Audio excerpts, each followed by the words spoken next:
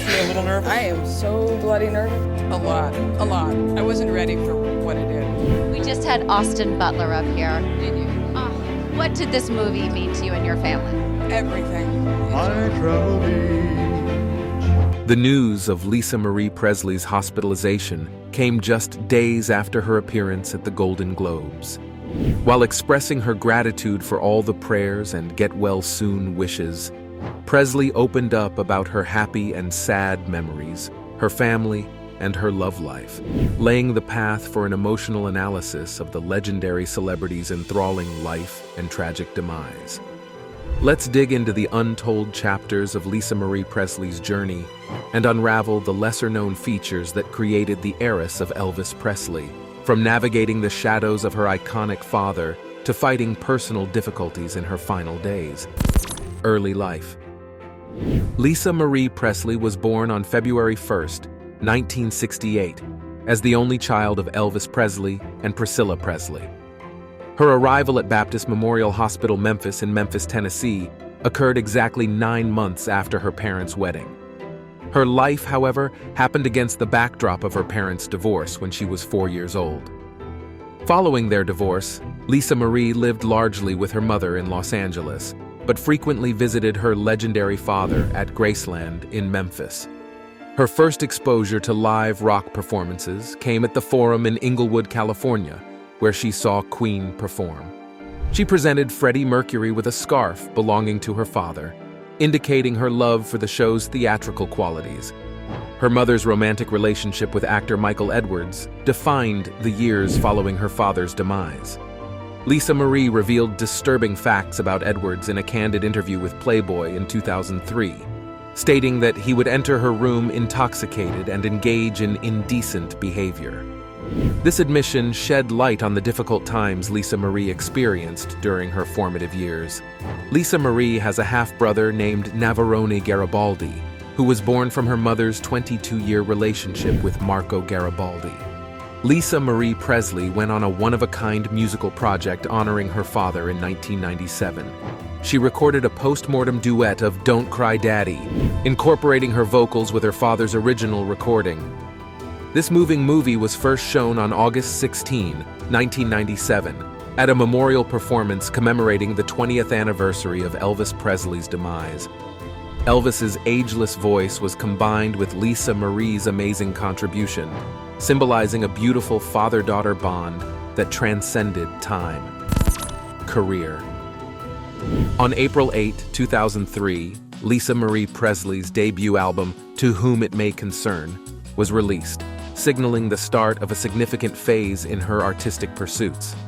The record created a stir when it shot to number 5 on the prestigious Billboard 200 Albums chart and was certified gold by June 2003. Lisa Marie, showcasing her versatility, became a prolific lyricist, penning all the words on the album save for The Road Between, which she co-wrote with Gus Black. She also co-wrote each melody, demonstrating her flexibility as a composer. As part of her dedication to album promotion, Lisa Marie Presley gave a riveting performance in the UK. Lights Out, the album's lead single, became well known, peaking at number 18 on the Billboard Hot Adult Top 40 list and placing 16th in the UK charts. One notable co-write that came out of the partnership with Billy Corgan is Savior, which was the B-side. In his review of To Whom It May Concern, Robert Hilburn of the Los Angeles Times noted the film's stark, uncompromising tone and described Lisa Marie as having a gutsy blues-edged voice with a unique flair. This debut album laid the foundation for Lisa Marie's investigation of her artistic identity. Lisa Marie Presley delved into her second album, Now What?, building on the success of her debut. This album was another success in her career as a musician, alongside a copy of Ramones' songs Here Today and Gone Tomorrow, and Now What? Also included the song Idiot, a daring critique of the males in her life. Her album, Now What?, has a parental advisory sticker, indicating a change in the record's tone and thematic material. In addition, the album featured a B-side version of Blue Oyster Cult's Burnin' For You, with a cameo by Pink on the song Shine. George Michael had a cameo appearance in Patrick Hulk's Dirty Laundry music video, which expanded on the album's visual vision. Lisa Marie Presley took part in the 2006 documentary Too Tough to Die, a tribute to Johnny Ramone. Starring Deborah Harry, The Dickies, X, Eddie Vedder, and Red Hot Chili Peppers. The film, directed by Mandy Stein, was a charity event honoring the Ramones' 30th anniversary and collecting money for cancer research. Lisa Marie's involvement in the 2006 music videos for Johnny Cash's God's Gonna Cut You Down further demonstrated her varied creative abilities. The film, which was directed by Tony Kaye and produced by Rick Rubin, included several celebrities and won the 2008 Grammy Award for Best Short-Form Music Film.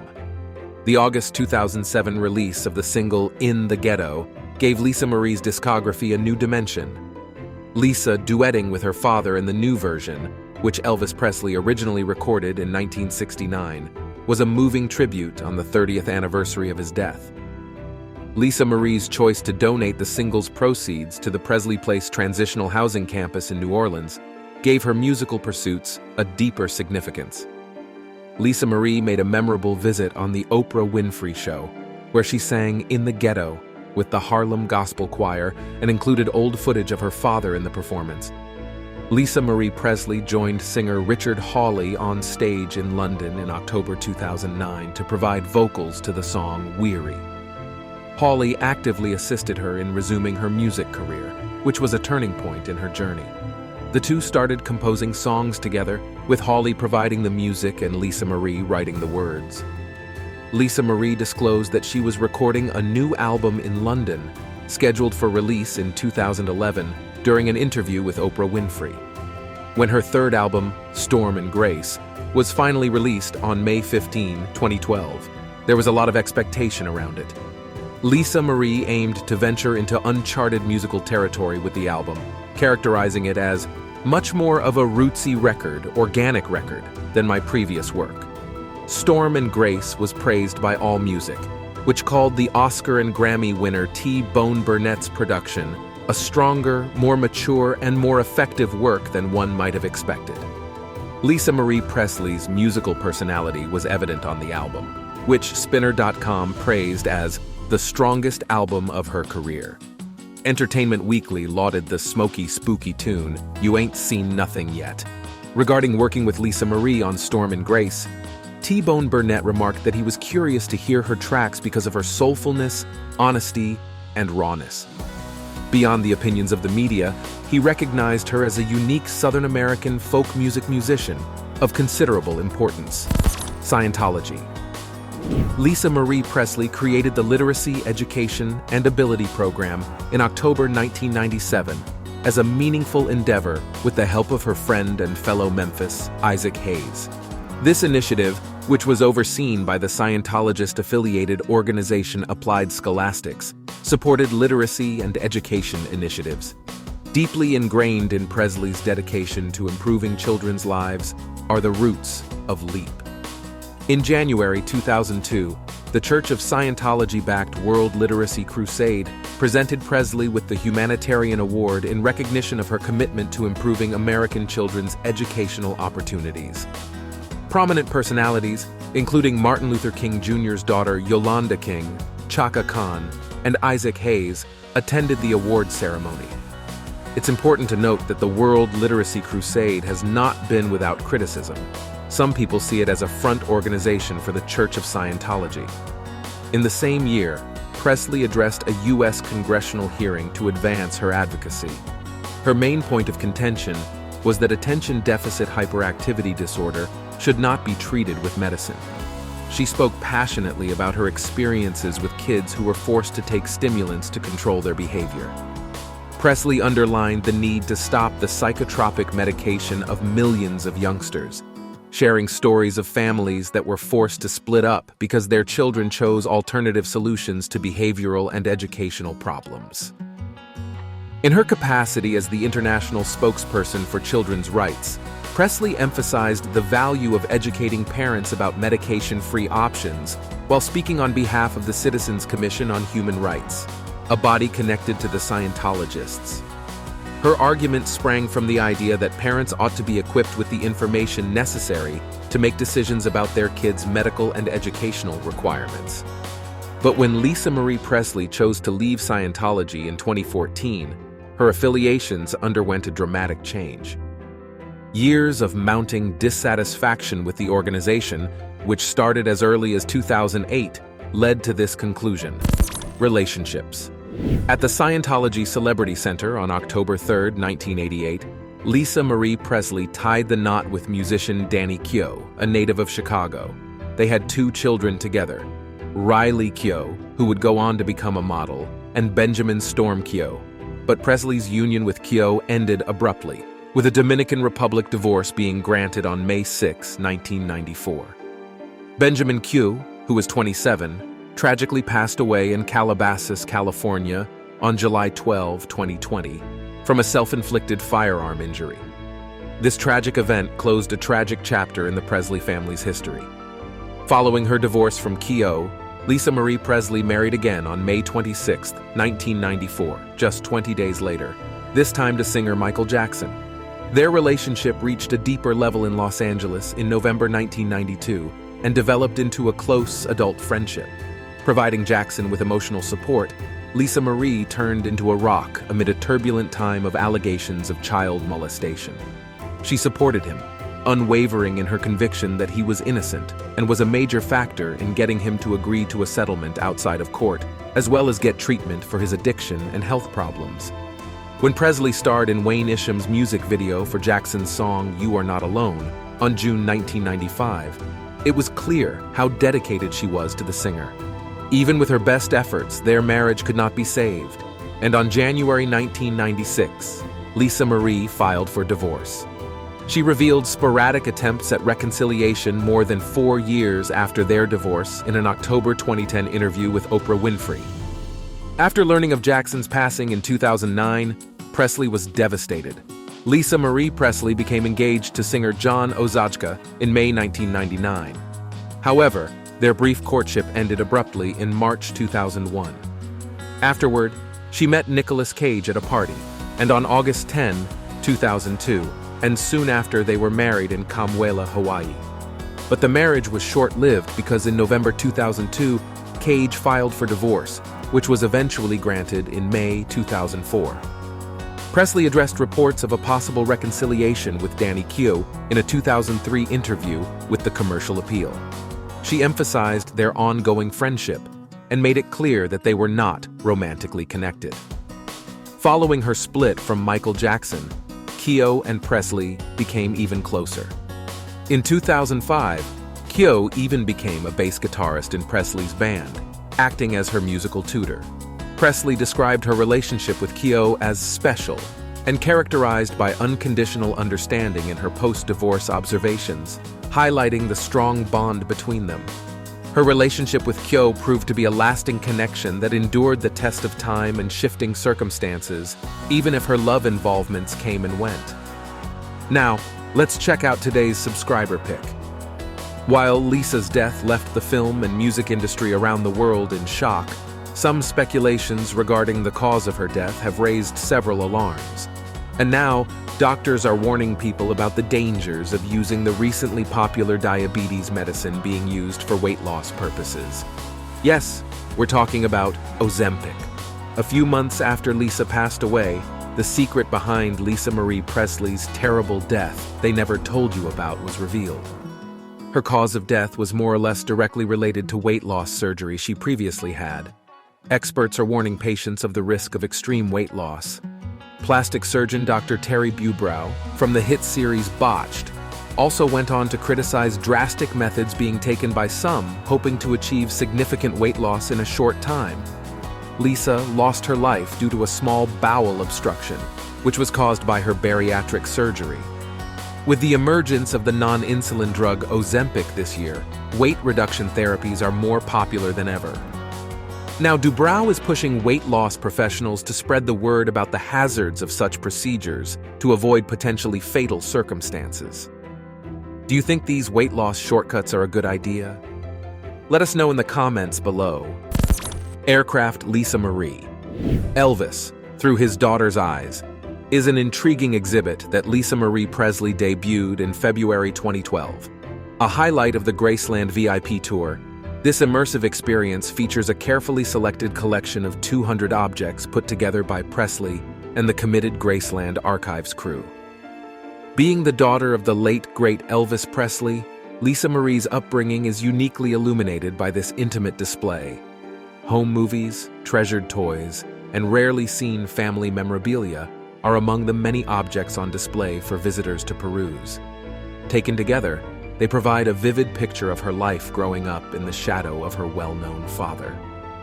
The exhibition offers a moving journey through Lisa Marie Presley's eyes and offers insight into the pleasures and problems of growing up in the famous person's shadow. It explores the private moments that molded the father-daughter connection, going beyond the gloss and glamour of Elvis Presley.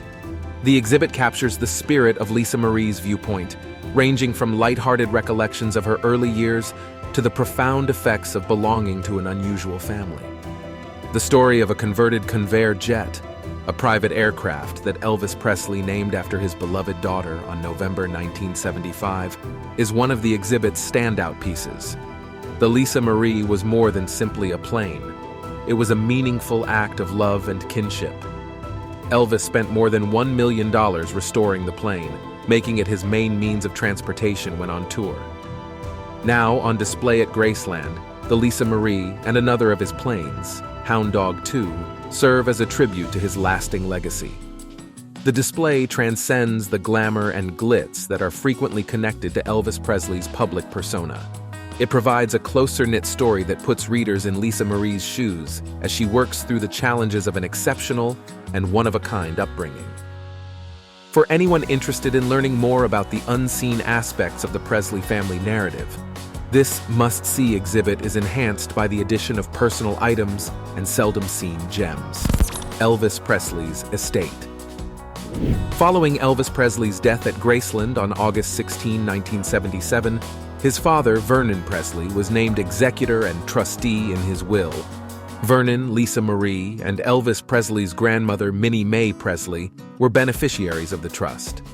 Lisa Marie's portion was supposed to be kept in trust until she turned 25.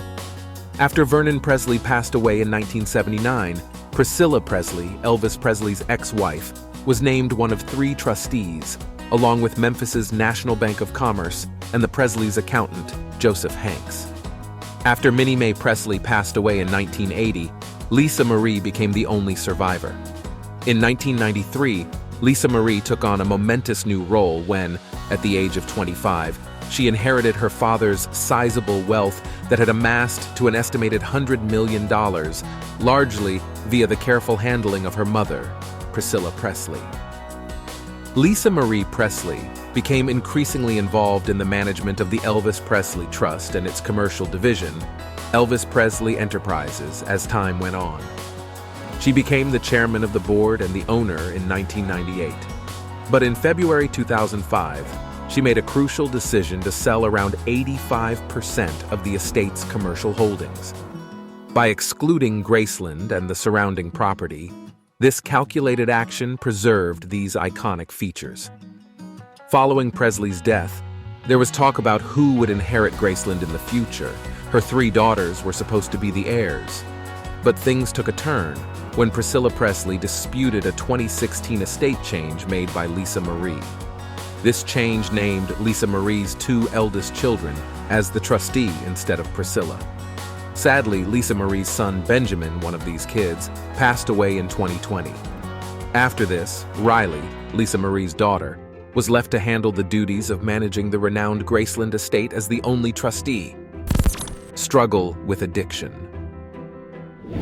Lisa Marie Presley struggled with substance abuse at various points during her life.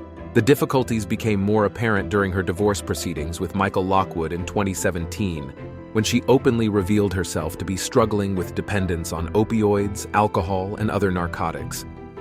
Throughout this trying time, she sought refuge and recovery on several occasions.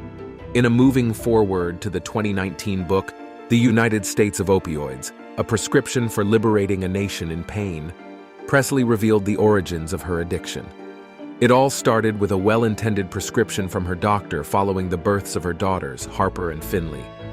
This revelation highlighted the deadly path that pharmaceutical medicines can unknowingly lead people down.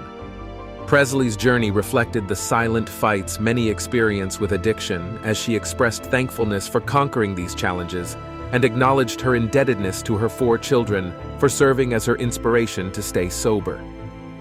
While she preferred to keep much of her struggle private, Lockwood expressed concerns during the divorce process that her coping skills may fail, particularly in the aftermath of their son Benjamin's sad demise in 2020. The weight of personal loss added another layer of complication to Presley's continuous battle with addiction, shining a light on the tremendous impact such issues can have, even on individuals who are used to being scrutinized in public. Charity.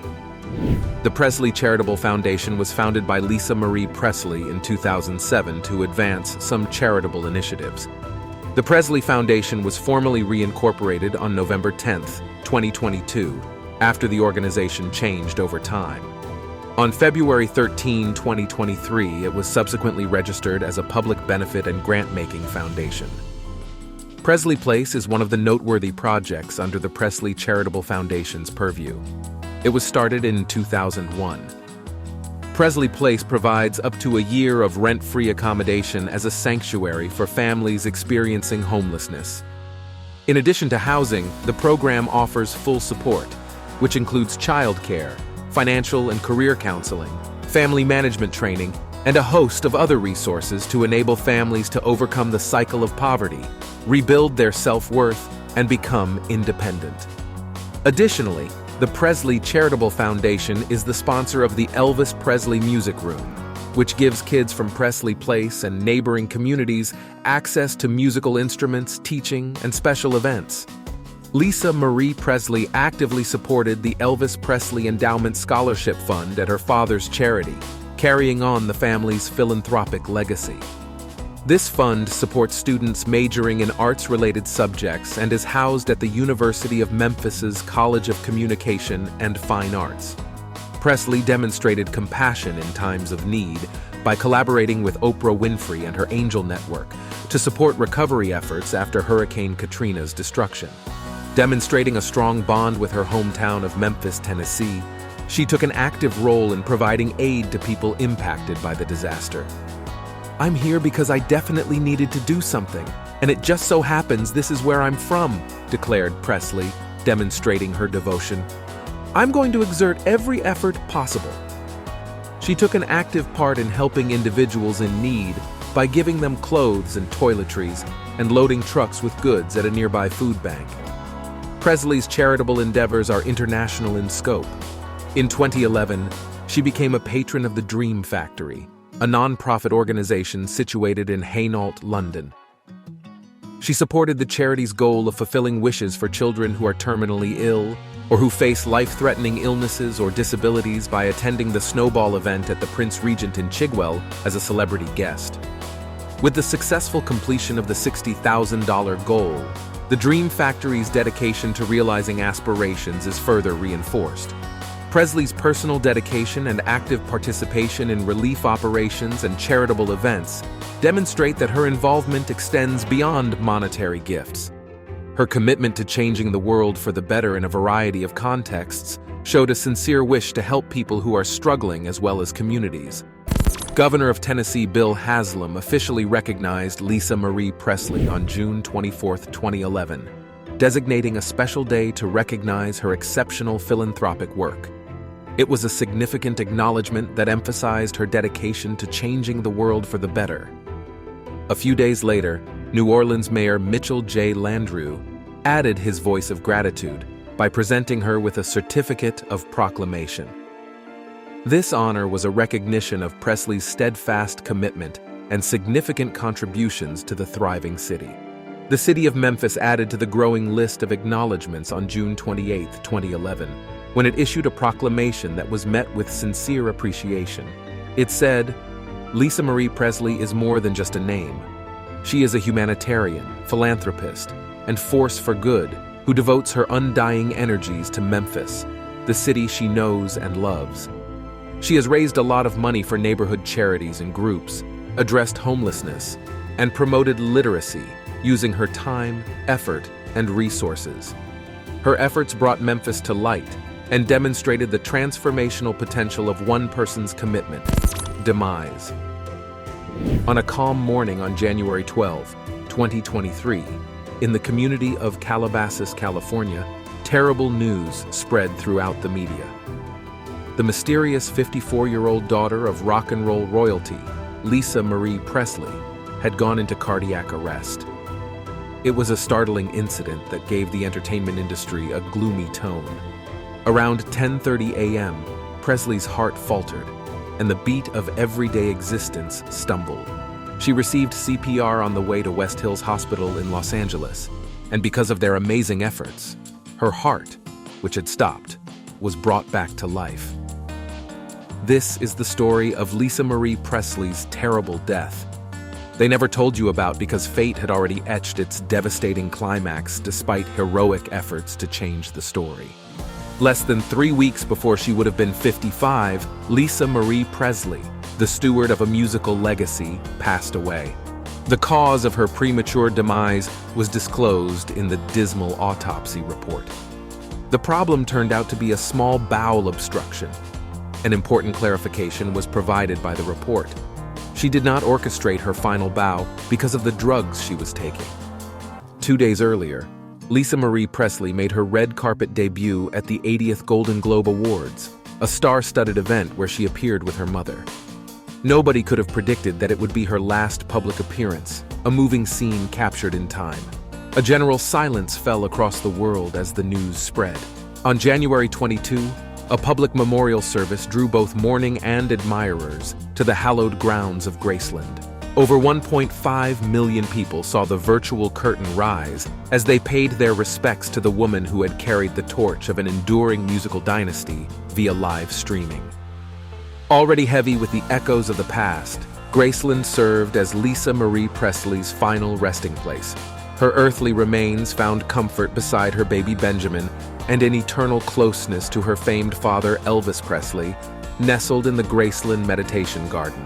The heartbreaking memorial service, attended by a chorus of people who had contributed to Lisa Marie's life's work, unfolded like a melancholy melody. Standing with her surviving children, her mother, strong in her grief, listened to family friend Jerry Schilling weave words of remembrance. Among the notable people who contributed to the chorus of tributes were Axl Rose of Guns N' Roses and Billy Corgan, the mysterious frontman of the Smashing Pumpkins. Former Memphis Mayor A.C. Wharton also joined in. In a beautiful turn of events, Austin Butler, who played the King of Rock and Roll, and Baz Luhrmann, the director of the film Homage to Elvis, paid their respects and joined the story that summed up a bittersweet era. The world said goodbye to a star whose career had been a roller coaster of celebrity, heartbreak, and incredible fortitude as Lisa Marie Presley reached her final home. We hope you enjoyed this video. We'll see you in the next one.